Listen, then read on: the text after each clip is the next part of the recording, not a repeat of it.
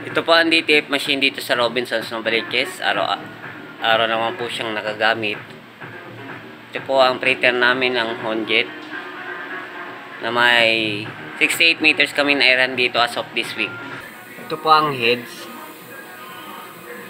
capping, head clean,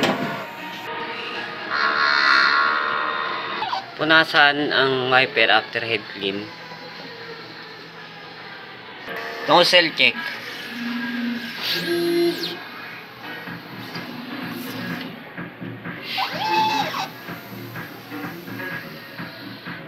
ang system ay tama lang, missing tag na linis na Friday, ground wire, ABR,